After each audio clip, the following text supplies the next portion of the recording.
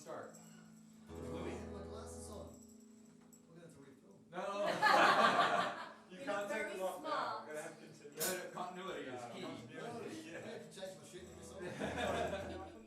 Hi, welcome to the 13th floor. I'm Marty Duda. Today we have Tony Daunt with us. Welcome, Tony. How's it going? Thank you. Good to see you. Good to be here. And you have a new album, Tony Daunt and the Dauntless, The Gypsy. It's been out for a little bit now. It has been out for a little bit, yes. And folks may recognize you as having been in a band called Swampland before. Yeah. And you've played with Bernie Griffin before Yes. that. So you've been around the block a little bit, but this is your first album on your own. Yeah, it is my first album on my own. I spent most of my career backing other people up. Right? But I guess one of the things I learned from Bernie actually was to not leave it too long before you get out the front. Right. Yeah. Because, I mean, let's face it, none of us are getting any younger. No, So, definitely. how does it feel to finally get something out with your name on it like this? It feels really good. Yeah. It feels really good, and I guess it's almost writing music's almost like therapy. So Right. to actually get it out and to have it come to fruition is a great relief. It's been a long time coming, has it? It has been a long time coming. There's songs in there that could possibly be 20 years old. Right. And was there a reason that you were kind of holding off on recording them? Is it just waiting for the right circumstances? You know, actually, I never had the confidence to get out the front. Uh-huh. So there was always something kind of holding me back, and it was actually a big decision to change from playing, bass and guitar, Right. to moving out the front and actually being the front man of a band. Well, was there anything that that kind of helped you get over that hump, so to speak? Well, one of the most important things was actually playing in the Grifters, Right. and seeing that Bernie had this whole swag of songs that he'd had for years and years, Right. that he'd never had the confidence to bring out before. And, he waited till he was 59 Right. before he actually got out and started playing these songs. And I remember thinking to myself, well, maybe I shouldn't wait that long. Yeah. And it was as simple as that, yeah. I saw Bernie was at your show at the Wine Cellar. Yeah, he was. A few weeks Yeah, ago. yeah. So he's obviously very supportive. What kind of relationship do you have with him? I met Bernie when I was 15 years of age. Right. He had a recording studio down on Anzac Ave called Progressive Music, and we used to rehearse there as little punk rockers. Right. And I guess, well, he was pretty tall, so I always looked up to him. So I met him there, and then I didn't meet. We kind of lost touch with each other, and I met him again years later when I was, giving up drugs and alcohol. Right. And that had been a path he'd already been down, and he was really supportive, and he got me out playing music. He got me into bar environments, which I didn't think I'd ever step foot Right, in because that's again. got to be tough to spend that much time in bars when you're sober and not Initially, drinking at all, right? it's not now, Right. Not now, but initially it was huge. It was a huge thing to do, and not only did he teach me a lot about music, but he also taught me a lot about just living life sober. Mm. So he's been a huge influence. Very good. Now you are arriving here with a pretty big band. You've got 5 other folks in addition to yourself, who most of whom have played on the album, I believe. Why don't you just kind of run through who's going to be performing today? Okay, so we'll start with Chevy. Yep. So I was playing in Swampland, and Chevy and Carty's on the album also. She sang backup vocals. They could see that I had a whole bunch of songs that didn't fit into the Swampland format, and they had a lot of belief in those songs, and they were suggested to me that I got together with Chevy and just started jamming them out. Mm-hmm. So we started jamming them out, and then we actually got Steve Roach to come down and have a bit of a play. Right. And we did one little gig with the 3 of us, and then I kind of put it on the shelf because Swampland got busy. And then, what happened after that? Then I think I ran to Kevin Place because I was playing with him and had been playing with him in the Blue Roses, and he was really keen to. Actually, I don't know who was more keen, me or him, but I was definitely keen to get him onto the pedal steel. Right. And then we were playing with the drummer that didn't work out, and I asked Chris to come across. Right. And Chris was in Swampland. Right? Chris was in Swampland. Yeah. Yeah. So I thought he was a bit busy at the time. Right. So I wasn't sure whether he'd want to be in two bands with me. I didn't know how that was going to work out. But he was keen, and so he came across, and that was really good. And then who else? We went and did the recording, and on the recording I played acoustic guitar as well as electric guitar. Yeah. And when we came out of the recording, there was a real gap. We missed that acoustic guitar, so we grabbed Louis, Right. and dragged him in. And He's just a young whippersnapper, isn't he? I actually keep forgetting that. Yeah. So yeah, he's still at high school. Yeah. He'll be finishing high school shortly, and there's some funny stuff around that, like at practice when he would turn around and say, "Oh, can we finish now?" Yeah. And we'd be thinking, "Why?" And it's like, "Oh, because he's on restricted license." Yeah, And right. Or he's got to go home and do his homework. yeah, exactly. He needs to get home. Yeah. And Sarah J's now come into the band. She's singing backup vocals. Right. And yeah, that's All right. us. Well, let's give a listen to everybody playing together. The tune we're going to hear is Lonesome Highway, which is on the album, and then we'll come back and talk some more.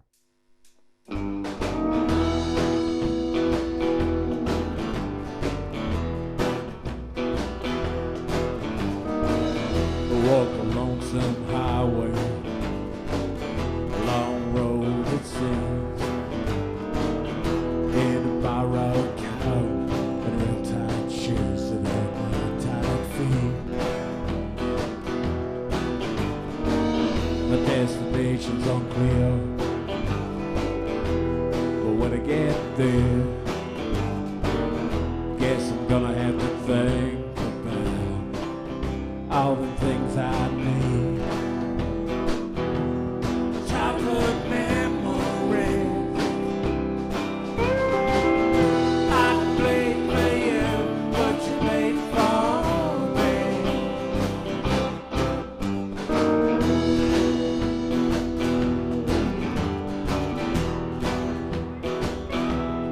I walk the lonesome highway with my heart on my sleeve, thinking I won't feel them blues if I turn the other cheek. I don't easily scare, I don't feel no fear. In my heart there's a darkness that you just can't see.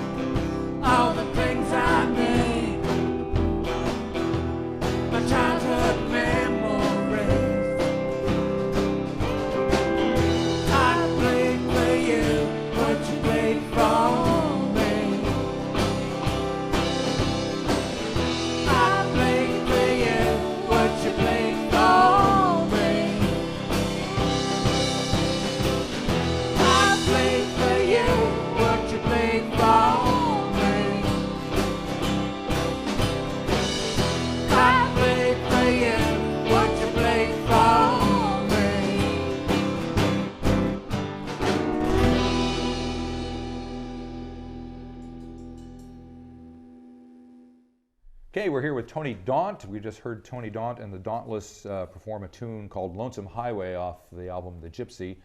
So that particular song, Lonesome Highway, that we just heard, what can you tell me about that one? Well, I guess it's that feeling of being a square peg in a round hole. Right? That, I don't know, I've always had that gnawing feeling most of my life that I just don't quite fit in. Right.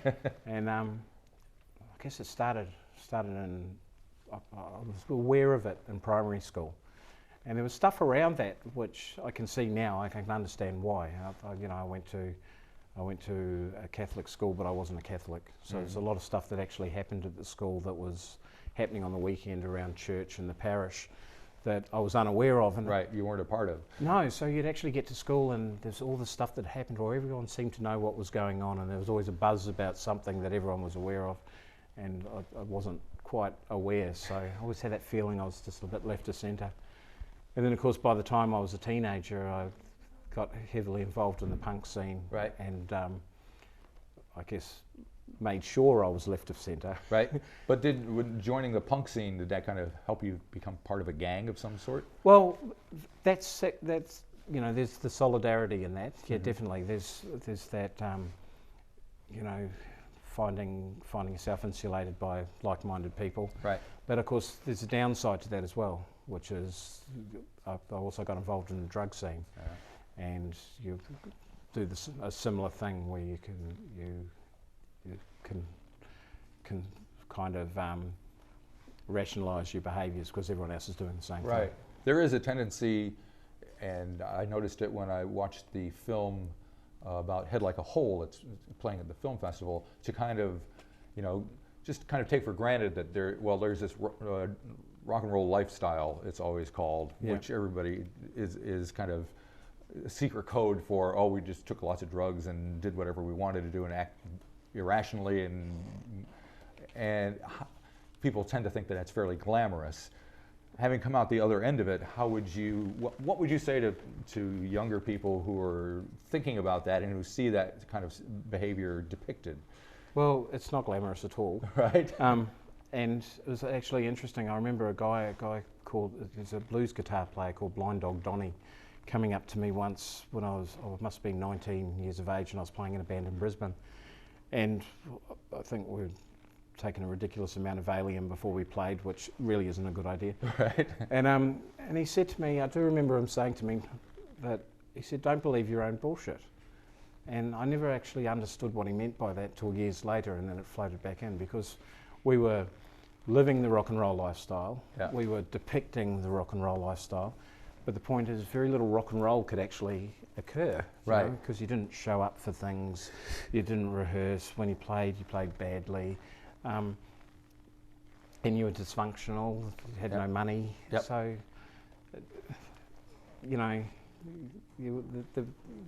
that lifestyle was existing, but I don't know that much rock and roll came out of it. Very good. Well, we have another song we're going to hear. It looks like it's the title track for the album, Gypsy. Yeah. What can you tell me about that one? Well, funnily enough, that's coming out the other side. So it's about a woman I met. It's actually about a real person who I met when I was in a detox facility, and when you're detoxing from the one thing that keeps you sane, or is your support mechanism, you become very attached to anything, right? That could basically look like your next bit of support. But I met this person and I became quite fascinated. Only to find that the years of her drug use had left her just really empty. So even not really capable of coherent conversation. Right. So, yeah. All righty, well, let's give it a listen.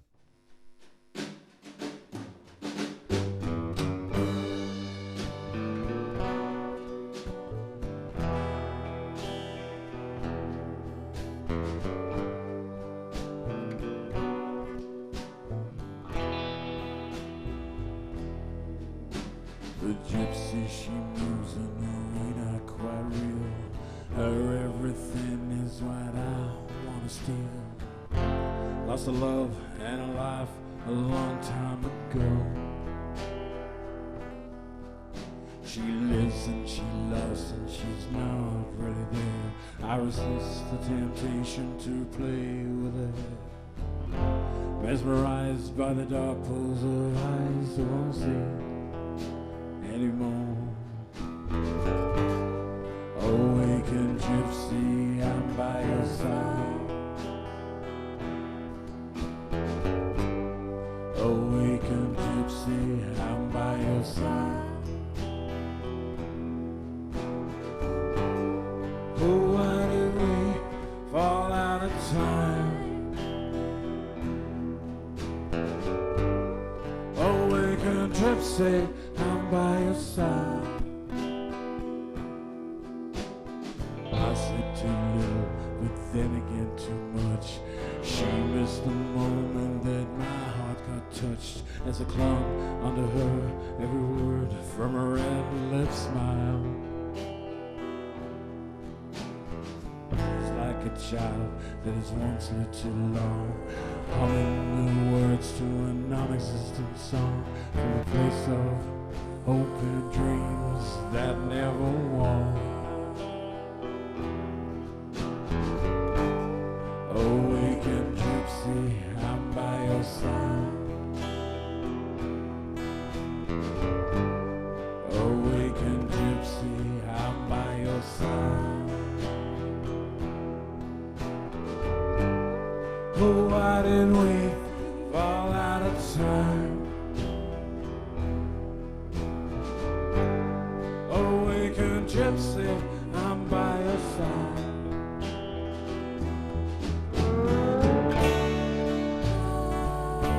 Was the wrong time and place. The smile lines have gone from your China girl face. We stood in line. You drank all the wine while my heart was spinning in a way I'd never known. Awaken gypsy, I'm by your side. Awaken gypsy, I'm by your side. Awaken gypsy, I'm by your side. Awaken gypsy, I'm by your side. Oh, yeah, yeah. Awaken gypsy, I'm by your side. Yeah, yeah. Awaken gypsy, I'm by your side. Yeah. Oh, why did we fall out of time? Oh, yeah.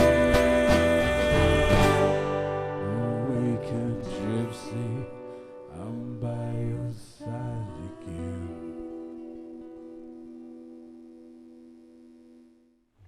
Righto, we're here with Tony Daunt, and we've got one more song that we're going to hear, which is going to be a previously unrecorded song, so it's very exciting that you're going to share that with us. But the overall sound of the record and the kind of music that you're into now, you mentioned you were doing punk rock before. We wouldn't call this necessarily punk, and it's not the same thing you were doing with Swampland. How would you describe what you're making? I don't know, that alt country keeps coming up. Right. Is that something that you feel an affinity with? Do you listen to a lot of that stuff? I do, but at the same time, I don't like the genre, but it's something that we've talked about, like even during the Gunslingers Ball era and everything like that with Bernie Griffin and stuff, that it was the only available terminology that you could use in drop-down boxes if you're trying to explain your music. So it's kind of stuck. Well, it's kind of like indie rock. What does that mean? You know, nobody knows what it means. Alternative music, alternative to what? So now you have alternative country, which is or Americana. Americana. Yeah. Americana tends to be probably maybe more descriptive, I guess. because you got that twang going on in there. You got your pedal steel guitar, which Yeah. is always a good thing. Yes, In yes. fact, I'm really looking forward to that because I just love hearing Yeah, it. it's so. the saddest machine in the world. Yeah. So, and what have the shows been like? You've been out playing and touring the country, right? Yeah, well, the last show we played in Tauranga was beautiful. Yeah. I guess originally we weren't expecting that many people to show up. We'd never been to Tauranga before. Right. So, you know, when you first show up in a town, it's, you know, it can be hit and miss sometimes. And the place was packed, and the Nice. audience was amazing.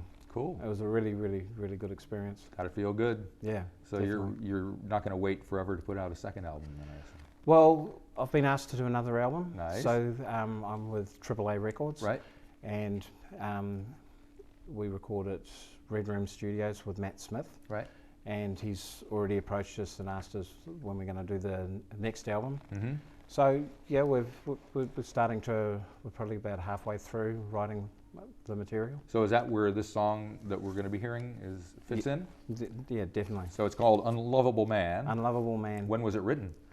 I would have written that song a year ago. Yeah. Or within the last year. Yeah. So relatively new compared Relatively to the other new, stuff. yeah. And is there a change in your songwriting as the years have gone by? I guess this stuff is probably getting a little bit more towards where Swampland was. Right. It's probably just coming out a little bit to the left. Okay. Maybe. The left. Well, it's funny because with Chris and I, Mm-hmm. if I bring up a song straight away, and Chris is the first one to jump in, and we can easily fall back into Gotcha. being in Swampland. Right. It's kind of a natural progression. Cool. All righty. Well, good luck with everything, and thank you guys for coming down here and playing. It's fantastic. thank you. And I'll be sure to catch you next time you come around here.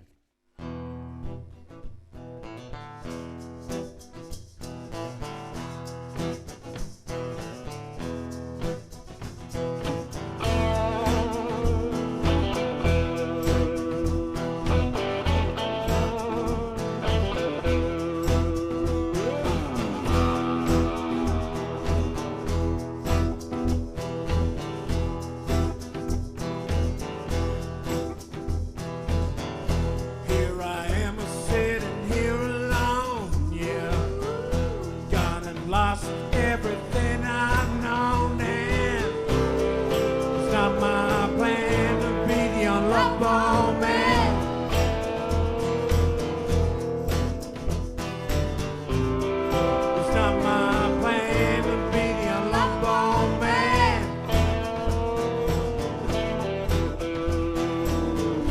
Here I am going near a far, yeah. Lost myself in the back of your car, and it's not my plan to be the unlovable man. It's not my plan to be the unlovable man.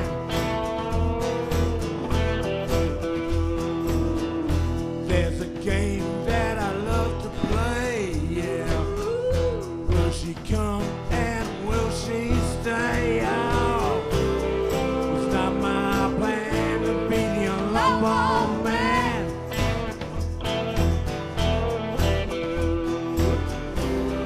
It's not my plan to be the unlovable man.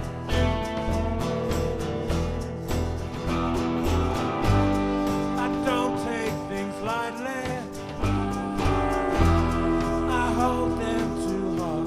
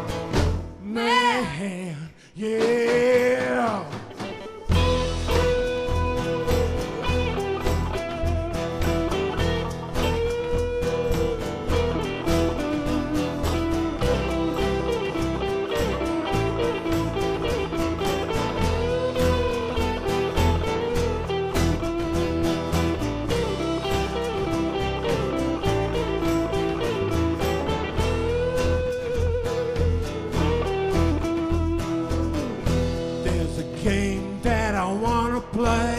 Yeah. Will she come and will she stay? It's not my plan to be the unlovable man.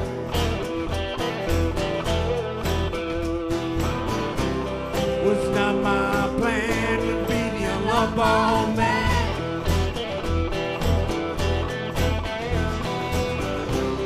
It's not my plan to be the unlovable man.